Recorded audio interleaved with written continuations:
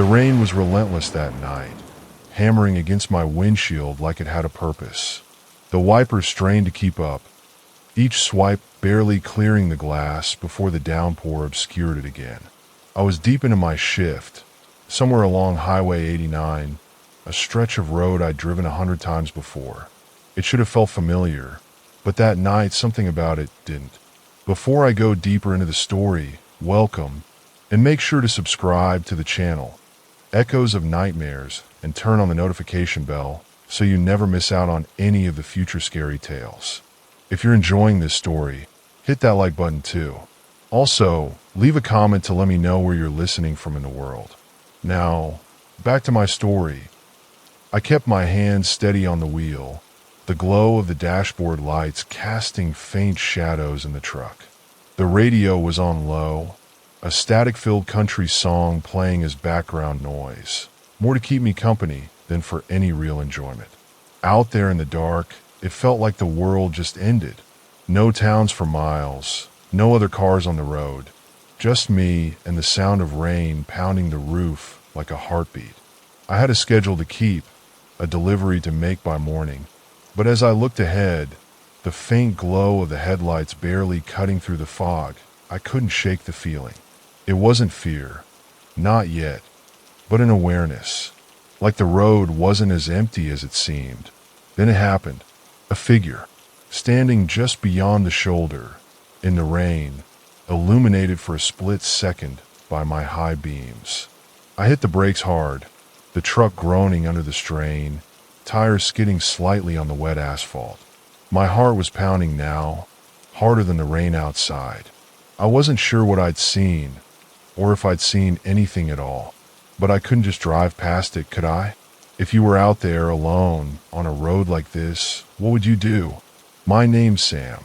I've been a trucker for over 2 decades now, hauling everything from fresh produce to industrial equipment across states. I've always preferred the graveyard shifts. There's less traffic, and there's a peace to the quiet roads that the day never seems to offer. It's just you, your rig, and the long stretch of highway. At least, that's how I used to feel about it. Over the years, I've heard my fair share of stories. Truck stop chatter about haunted roads, ghostly hitchhikers, strange lights in the sky. I'd nod along, maybe crack a joke, but I never bought into it. I'm a practical guy. I don't scare easy, and I don't waste time on things that can't be explained. That's why, when I got the call to pick up a last-minute load from a depot up north, I didn't think twice. The route was through Highway 89, a road some of the newer guys didn't like taking. They'd talk about it being cursed, about accidents and disappearances that didn't make sense. But to me, it was just another road, another paycheck. I'd driven it plenty of times before, and nothing ever happened. Nothing I couldn't explain, anyway. That night, the weather was worse than usual. The forecast had called for light showers, but by the time I hit the highway, it felt like the sky was falling. The rain came down in sheets, and the fog rolled in thick, swallowing the beams of my headlights. Even the road signs seemed to appear out of nowhere, barely visible until I was right on top of them. I remember passing the last truck stop before the remote stretch of the highway. The lights inside flickered, and the parking lot was almost empty, save for an old sedan parked under a single, dim street lamp. I thought about stopping for a coffee, but decided against it. The sooner I got the load delivered, the sooner I could turn around and head home. As I drove, the road felt different. It wasn't just the weather. It was the way the darkness seemed heavier, pressing in on the truck like a weight. The rain had a rhythm to it, relentless and almost hypnotic, but underneath it I started to notice things. Subtle things. A faint hum in the radio static. The way the fog seemed to curl and shift, like it had a life of its own. And then there was the silence. Not the comforting kind, but the sort that made you strain your ears, waiting for something to break it. Around the second hour of the drive, I started to feel it. That gnawing sense that I wasn't alone. I told myself it was just the fatigue. Long-haul driving does that to you. Your mind plays tricks, especially when you've been staring at the same stretch of wet asphalt for miles. But the feeling didn't go away. I remember glancing at the passenger seat, expecting to see nothing, but for a split second, I thought I saw movement. Just a flicker like someone shifting in their seat. I shook it off, told myself it was the rain or the shadows cast by the dashboard lights. But I couldn't shake the tension in my chest. It was like the air in the truck had changed, grown heavier, harder to breathe. It was around then that I remembered the stories. The ones the younger drivers swapped like campfire tales. They'd talk about phantom hitchhikers, strange figures in the rearview mirror, or headlights that would follow you for miles before vanishing without a trace. I never gave those stories much weight, but that night, alone on that road, I couldn't help but think about them. Highway 89 had earned its reputation. Over the years, there had been countless accidents, big rigs overturned, cars found abandoned with no sign of the driver. There were whispers of disappearances, too. Truckers who took the route and never made it to their destination. I always chalked it up to the road itself. It's remote, poorly lit, and prone to bad weather. Accidents happen. People get scared and make mistakes. That's what I used to think. The rain showed no signs of letting up, and the fog seemed to grow thicker with every mile. The GPS was no help. It kept losing signal, flashing a recalculating message that was as useless as it was annoying. I glanced at the clock on the dashboard. It was later than I thought. The storm had slowed me down, and I still had miles to go before I'd hit the next town. That's when I saw it, the figure in the rain. At first, I thought it was just a trick of the light, a shadow cast by the trees, maybe. But as I got closer, it became clear it wasn't a shadow. It was a person, standing just off the shoulder, barely visible through the downpour. They weren't moving, just standing there, facing the road. I tightened my grip on the wheel. Every instinct I had told me to keep driving, but something made me slow down. Maybe it was guilt. Maybe it was curiosity. I pulled the truck over, the tires skidding slightly on the wet pavement, and rolled down the window just enough to call out, "Hey, you okay?" The figure didn't respond, didn't even move. I could see now that it was a man, his clothes soaked through, the rain plastering his hair to his face. Something about the way he stood, so still, so wrong, sent a chill up my spine. I should have driven away. I should have listened to that voice in the back of my mind screaming at me to go. But I didn't. Instead, I leaned across the truck and opened the passenger door. "Need a ride?" I asked, my voice louder this time, trying to be heard over the rain. The man finally moved. Slowly, like he was reluctant, he climbed into the truck, his movements stiff and deliberate. He didn't say a word as he settled into the seat, water dripping from his clothes onto the floor mat. I reached over to close the door, but before I could, he did it himself, with a force that made the truck shudder. That's when I noticed his hands, pale, almost gray, with long, thin fingers that seemed to curl unnaturally as they gripped the edge of the seat. I told myself I was imagining things, that it was just the light or the rain or my tired mind playing tricks. But deep down, I knew better. The man didn't say much at first. He just sat there, staring straight ahead, the rain dripping from his clothes forming a small puddle at his feet. I glanced over at him a few times, trying to make sense of his presence. He looked ordinary, I guess, but there was something about him that set my nerves on edge. Maybe it was the silence. Most people would at least say thanks or make small talk. Not him. He didn't even tell me his name.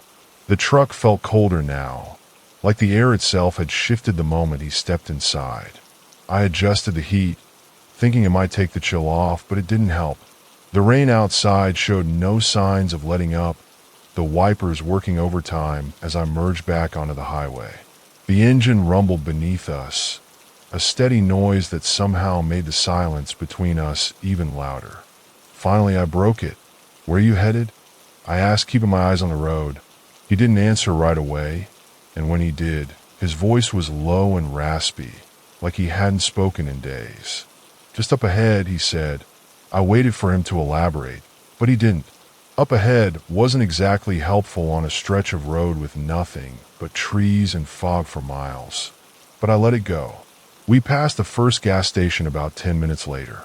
I'd stopped there before, a small, rundown place with flickering neon lights and overpriced coffee. But as we approached, something felt off. The lights were still flickering, but the place looked deserted. No cars in the lot, no attendant visible inside, just the dim glow of the sign and the hum of the rain. It was like the station itself was holding its breath, waiting for something. "You want to stop for anything?" I asked, more to break the silence than out of genuine concern. He didn't answer, just shook his head, slow and deliberate, without even looking at me. I kept driving, but as we passed, I thought I saw movement inside the station. A shadow, quick and fleeting, just beyond the glass. My stomach tightened, but I told myself it was nothing. Probably just the rain playing tricks on me. A few miles later, I saw it again. A figure. This one was standing just off the shoulder, barely visible through the fog and rain. I tightened my grip on the wheel, my pulse quickening as we got closer. It wasn't moving, just standing there, facing the road. As we passed, I caught a glimpse in the side mirror. But by the time I looked again, it was gone. "Did you see that?" I asked, glancing at my passenger. He didn't respond, didn't even seem to register the question. His eyes stayed fixed on the road ahead, unblinking and distant. I swallowed hard, my hands starting to sweat against the steering wheel. I told myself it was nothing, just another shadow, another trick of the light. But deep down, I knew better. The radio had been on low the whole time, a faint buzz of static mixed with the occasional country song. But now it started to change. The static grew louder, sharper, until it drowned out the music entirely. I reached for the dial, twisting it back and forth, but it didn't help. Then, through the static, I heard it. My name, Sam. It was faint, distorted, like a voice calling out from underwater. My hand froze on the dial. The rain outside seemed to grow heavier, the sound of it pounding against the windshield almost deafening now. I glanced at my passenger, hoping for some kind of reaction, but he just sat there, still and silent as ever. "Sam," the voice came again, clearer this time. I stared at the radio, my heart hammering in my chest. It wasn't possible. It couldn't be possible. But there was my name coming through the speakers like some kind of warning. And then, just as suddenly as it started, it stopped. The static faded, replaced by the same low hum of the engine and the relentless patter of rain. I don't remember pulling over. One second I was staring at the radio, and the next the truck was at a complete stop, the engine idling as the rain poured down around us. My hands were trembling on the wheel, my breathing shallow and uneven. "You okay?" I finally asked, my voice shaky. The man turned to look at me then, slowly, like it took effort. His eyes met mine, and for the first time I noticed something wrong. They were dark, too dark, like the pupils had swallowed the iris entirely. "Keep driving," he said, his voice low but firm. I hesitated, my instinct screaming at me to get out of there, to leave him behind and never look back. But something about the way he said it, the way his eyes locked onto mine, left me frozen. Without another word, I shifted the truck back into gear and pulled onto the road, the sound of the rain swallowing us whole. The storm had settled into a rhythm now, relentless, pounding rain and the occasional crack of thunder in the distance. The man next to me was as silent as ever, his gaze fixed straight ahead. I wanted to ask him again where he was going, but the words felt heavy, like they wouldn't come out. Something about it made it hard to think clearly, like the air in the truck was thicker somehow. I tried to focus on the road, but then I saw it. Another figure. This one was standing dead center in the lane ahead, illuminated by the glow of my headlights. I slammed the brakes, the truck skidding slightly on the wet pavement, and came to a stop just a few feet away from them. My heart was racing as I leaned forward, trying to make out the figure through the rain-streaked windshield. They were waving, a slow, deliberate motion, like they knew I couldn't ignore it. They were drenched, their hood pulled up over their head, obscuring most of their face. Everything about them screamed, "Don't stop," but I couldn't just drive past. Not after almost hitting them. Against every instinct I had, I shifted into neutral and rolled the window down just enough to call out, "You need a ride?" They didn't answer right away. For a moment, I thought they hadn't heard me over the rain, but then they nodded. Just a small, almost imperceptible movement. I leaned over, opened the door, and watched as they climbed in. Water dripped from their soaked clothes, pooling on the floor mat. They didn't speak, didn't even look at me as they pulled the door shut behind them. "Where you headed?" I asked, trying to keep my voice steady. "The next stop," they said, their voice low and strange, like it was coming from deep inside their chest. It didn't sound quite right. There was no inflection, no emotion. Just those three words, flat and mechanical. They sat stiffly, their heads slightly bowed so that the hood cast a shadow over their face. I couldn't make out much, just the faint outline of a nose and chin, and the occasional glint of water dripping down their skin. Their hands were clasped tightly in their lap, pale and bony, with long fingers that looked almost too thin to be real. The man who was already in the truck didn't react to the new passenger. He didn't turn to look at them, didn't say a word. It was like they weren't even there to him. But I could feel the tension between them, like some invisible weight pressing down on the truck. It made the hairs on the back of my neck stand up. For a while, none of us spoke. The only sounds were the hum of the engine and the relentless patter of rain against the windshield. Then, out of nowhere, the hitchhiker spoke again. "Long night for you, isn't it, Sam?" I froze. My hands tightened on the wheel as I glanced at them. "How do you know my name?" I asked, trying to keep the edge out of my voice. They didn't answer, just shifted slightly in their seat, their hood still obscuring their face. "Who told you my name?" I asked again, louder this time. The man next to me didn't react, still staring straight ahead like nothing was happening. The hitchhiker turned their head just slightly, enough for me to catch a glimpse of their mouth. A pale, thin line that curled into a faint, unsettling smile. "You told me," they said, "a long time ago."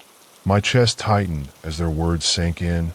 "I don't know what you're talking about," I said, trying to keep my voice steady. "You've got me mixed up with someone else." The hitchhiker didn't respond right away. Instead, they leaned back slightly, tilting their head as if they were studying me. "You've driven this road before," they said, their voice quieter now, almost a whisper. "You've seen the signs, haven't you? The ones you pretend not to notice." I didn't know what they were talking about. At least, that's what I told myself. But deep down, I couldn't shake the feeling that they were right. There was something about this road, this night, that felt familiar, like I'd been here before, even though I knew I hadn't. I glanced at the man who'd been in the truck first, hoping for some kind of reaction, but he didn't even flinch. It was like he hadn't heard a word. The hitchhiker, on the other hand, seemed to notice my discomfort. Their smile widened just a fraction, enough to send a chill down my spine. "The next stop," they said again, their voice sharp and deliberate now. "Don't miss it." I didn't answer. My hands were slick with sweat as I gripped the wheel, my heart pounding in my chest. I told myself to focus on the road, to keep driving and get this over with. But the further we went, the more the air in the truck seemed to change.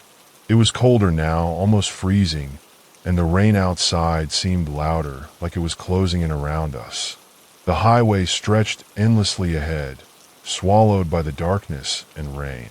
My knuckles were white against the steering wheel, every muscle in my body tense. I couldn't shake the feeling that I wasn't just driving. I was being driven towards something, and it wasn't good. The two passengers sat in silence, one staring straight ahead, the other cloaked in shadows. The air in the truck felt wrong, too heavy, too cold. I tried turning up the heat again, but this time, the controls didn't respond. The fan just sputtered weakly, blowing icy air that chilled me to the bone. It was as if the truck itself was rebelling.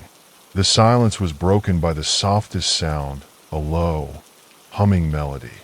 It was barely audible at first, but it grew louder, cutting through the drone of the engine and the pounding of the rain. I realized it was coming from the hitchhiker. The tune was haunting, unfamiliar yet strangely recognizable, like something I'd heard in a dream, or maybe a nightmare. My chest tightened as I realized it matched the distorted sound I'd heard on the radio earlier. It wasn't just a coincidence. It couldn't be. "Hey," I said, my voice shaky. "What are you humming?" They didn't answer. The humming grew louder, more deliberate, and I felt the first stirrings of real fear. My throat was dry, my pulse hammering in my ears. It was like the sound was burrowing into my head, making it hard to think, hard to breathe. I needed to focus on something, anything, but the hitchhiker's presence was suffocating. I glanced at the GPS mounted on the dashboard, hoping to ground myself. But what I saw made my stomach drop. The map wasn't showing the highway anymore. The little blue triangle that represented the truck was surrounded by a vast, featureless void. No roads, no landmarks, nothing. Just a single word blinking in red at the top of the screen. Dead end. "What the hell?" I muttered, tapping the screen. It didn't respond.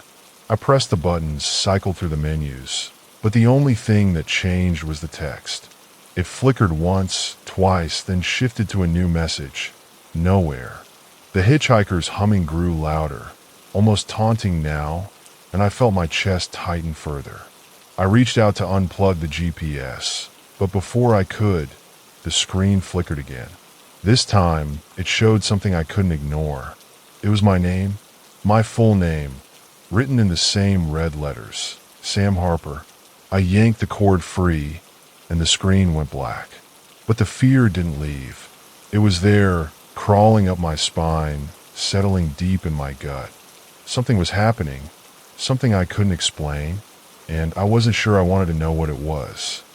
I forced my eyes back to the road, gripping the wheel, so tightly my hands ached. The rain was relentless, hammering against the windshield, but when I glanced in the rearview mirror, something stopped me cold. The rain wasn't falling behind us. The road in the mirror was dry, eerily so, with no sign of the storm that was raging around us. I blinked, my mind struggling to make sense of it. When I looked back at the windshield, the rain was there again, cascading down in sheets. I glanced back at the mirror, and my breath caught in my throat. The dry road was still there, but now there was something else.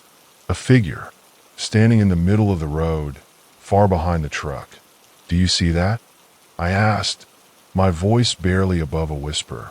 Neither passenger responded. I turned to the hitchhiker, my fear boiling over into anger. "Who are you?" I demanded, my voice trembling but firm. The hitchhiker stopped humming, their head turning slowly toward me. "What do you want?" I pressed, my grip tightening on the wheel. They didn't answer. Instead, they reached up, their pale, bony hand pulling back the hood that had hidden their face. My heart stopped. For a moment, all I could do was stare, my mind struggling to process what I was seeing. It wasn't a face, not a human one at least. The skin was pale and stretched too tightly over sharp, angular features. The eyes were black, bottomless pits that seemed to pull me in, and the mouth, it twisted into an unnatural grin, revealing teeth that were too sharp, too long. The man in the passenger seat finally turned to look at the hitchhiker, his expression blank, almost resigned. "You should have kept driving," he said softly. The truck was suddenly filled with a deafening noise, a crack of thunder so loud it rattled the windows. The truck shuddered violently, the steering wheel jerking in my hands. I tried to keep control, but the road was slick, and the tires screamed as they lost traction. The last thing I saw before everything went black was the hitchhiker's face, that horrible, twisted grin. And then, the sound of metal tearing, the sensation of weightlessness as the truck skidded, spun, and finally flipped. When I opened my eyes, everything was silent. The storm, the hitchhiker, the crash, all of it was gone. For a moment, I thought I was dead. The air was thick, cold, and still, like the world itself was holding its breath. I was slumped over the steering wheel, my head pounding, my body aching. My truck was still upright, parked neatly on the shoulder of the road. But this wasn't where I had been. This wasn't anywhere I recognized. I checked the dashboard, trying to get my bearings. The clock was frozen at 3:33 a.m., the numbers faintly glowing like they were mocking me. The GPS was still dead, its screen black and lifeless. Then I noticed it. Lying on the passenger seat was something that hadn't been there before, a journal. It was old, the leather cover worn and cracked, and it was soaked through, as if it had been sitting in the rain for hours. I picked it up hesitantly, my hands shaking. The pages were warped and stained, but I could still make out the writing. It was a list of names, hundreds of them, written in neat, precise handwriting. My heart sank as I flipped through the pages, the names going on, each one followed by a date. And then I saw it. My name, Sam Harper. The date written next to it was today's date. My breath caught in my throat. I threw the journal down like it had burned me, my mind racing. What was this? How did it get here? What did it mean? I didn't know what else to do, so I started the truck and pulled back onto the road. I told myself I just needed to keep driving, to get out of here, to get anywhere but here. But the road didn't feel right. The fog was thicker now, swallowing the headlights and making the world beyond the truck seem unreal, like a dream or a nightmare. Then I saw it, in the rearview mirror. At first, I thought it was just the fog playing tricks on me. But the longer I stared, the clearer it became. A figure, standing in the middle of the road, far behind the truck. It was the hitchhiker. They weren't waving this time. They were just standing there, staring straight at me, their hood pulled back to reveal that face. Those black, empty eyes, that unnatural grin. My hands tightened on the wheel, my heart pounding so hard it felt like it would burst. I pressed the accelerator, desperate to put as much distance between us as possible. But no matter how fast I drove, when I glanced back at the mirror, they were still there. Closer now. And then I noticed something else. The journal. It was still on the passenger seat, open to a page I hadn't seen before. The writing was fresh, the ink still wet, and it wasn't a name this time. It was a message, written in that same, perfect handwriting. You can't outrun what's already inside. My blood ran cold as I read the words. I glanced back at the mirror, and this time, the hitchhiker was gone. But the truck didn't feel empty. It felt crowded, suffocating. And then I heard it, that humming, low and haunting, coming from right behind me. I couldn't take it anymore. I slammed on the brakes, the truck skidding to a halt. I turned around, half expecting to see the hitchhiker sitting in the back seat. But there was nothing, just the empty truck and the sound of my own panicked breathing. I turned back to the wheel, my hands trembling, and that's when I saw them, in the windshield, their reflection, sitting right behind me, their face inches from mine, that grin stretching impossibly wide. I screamed. I screamed louder than I ever had in my life, the sound echoing in the empty truck. And then everything went dark. When I came to again, I was in a hospital bed. The white fluorescent lights above me buzzed softly, and the faint scent of antiseptic stung my nose.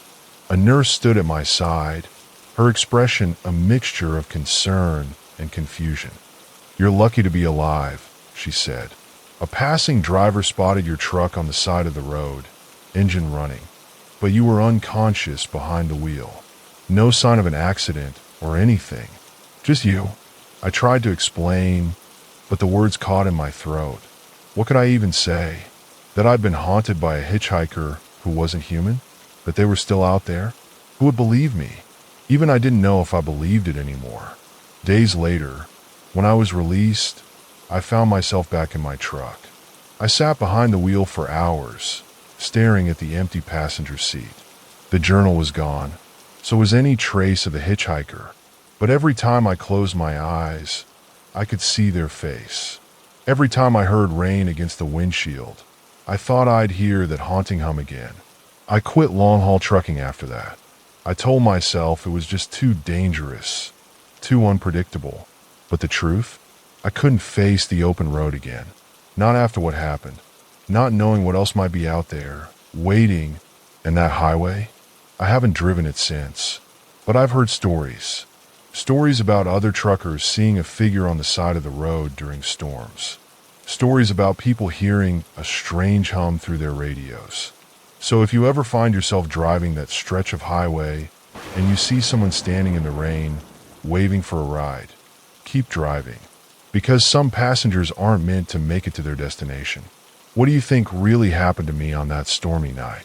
Was it just my mind playing tricks on me, or was there something far darker at work? Let us know in the comments below. Have you ever had a strange experience on the road? We'd love to hear your stories. And if this tale left you with chills, make sure to give this video a like and subscribe to our channel for more stories like this one. Your support keeps us on the road to bring you the most terrifying tales from the darkest corners of the world.